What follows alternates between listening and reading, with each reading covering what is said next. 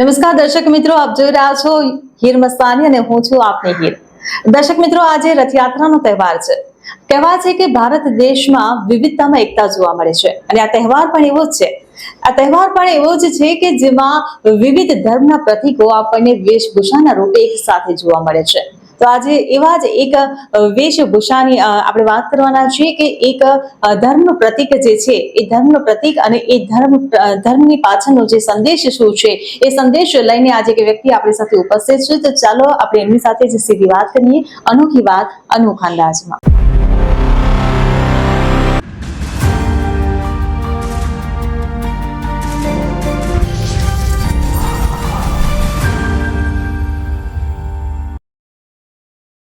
તો દર્શક મિત્રો, જેની આપણે વાત કરી જે પ્રમાણે રથયાત્રામાં પણ અનેકો ધર્મના પ્રતીકો આપણને જોવા મળતા હોય છે, ત્યારે એમાંનો જ એક ધર્મનું પ્રતીક આજે આપણી સાથે સાક્ષાત અહીંયા વેશભૂષા ધારણ કરીને અત્યારે આપણી સાથે ઉપસ્થિત છે. શું નામ છે તમારું?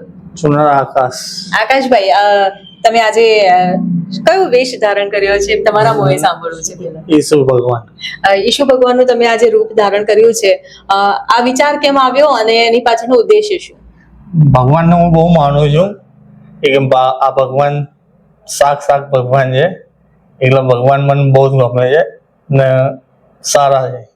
ઓકે, એવું કહેવાય છે કે ઈસુ ભગવાન જે હતા એ પ્રેમ અને લોકોને માફી આપવાનું વધારે પસંદ કરતા હતા. એમાં માનતા હતા કે લોકોને પ્રેમ કરો ને લોકોને માફ કરો. આ વિચાર પાછળ તમારો શું વિચાર છે? એમનો વિચાર, ભગવાનનો વિચાર સારો જ છે. ભગવાનને બહુ જ જન બચાવ્યા છે, જાનવર, પક્ષી, ઇન્સાન. લોકોને શું તમે સંદેશ શું આપશો?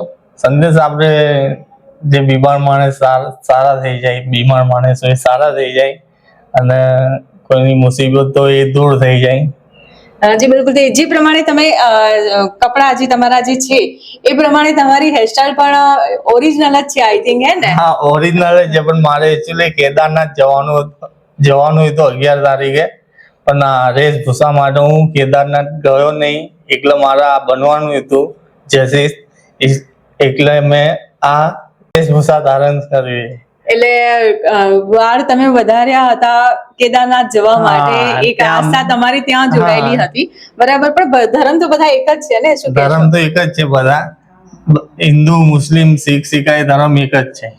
જી બિલકુલ. જી, આજે ઈસુ ખ્રિસ્ત ના સ્વરૂપમાં તમે આયા છો, શું લાગી રહ્યું છે? લોકો તમને કેવી રીતે, મતલબ લોકોનો ઉત્સાહ કેવો હશે અને પ્રતિભાવ કેવો હશે તમારા પર? મેડમ, મેં ચાટલામાં જોયું તો મને એવું જ લાગ્યું કે હું ખુદ ભગવાન છું.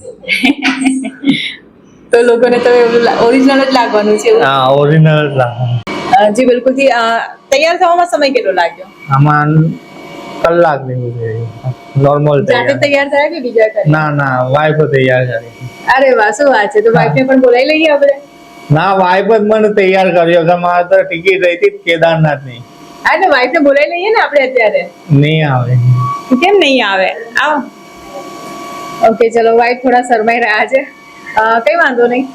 આજે રથયાત્રા નીકળશે, એક નહીં અનેકો ધર્મના પ્રતીક આપણને એક સાથે જોવા મળશે, અનેકો વેશભૂષા આપણને જોવા મળશે. આખો દિવસ જે આખો રથયાત્રાનો રૂટ છે તેની પરથી જે તમામ લોકો જે પસાર થશે એક આસ્થા સાથે, એક વિશ્વાસ સાથે, એક શ્રદ્ધા સાથે.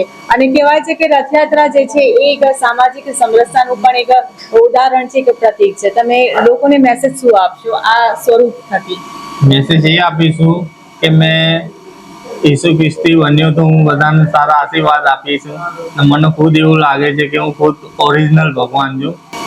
જી બિલકુલ. થી તો ક્યાંક ને ક્યાંક એવું લાગી રહ્યું છે કે ભક્તોનો જે અનેરો ઉત્સાહ છે એ ક્યાંક ને ક્યાંક માત્ર ને માત્ર ભક્તિ દેખાડવા માટેનો છે. લોકોની ભક્તિ અલગ અલગ હોય છે, લોકોની વિચારધારા અલગ અલગ હોય છે, પણ શ્રદ્ધા જે કહેવાય છે, શ્રદ્ધાના કોઈ રંગ નથી હોતા, આસ્થાના કોઈ રંગ નથી હોતા, અને જે આજે આપણે જીવંત જોયું છે.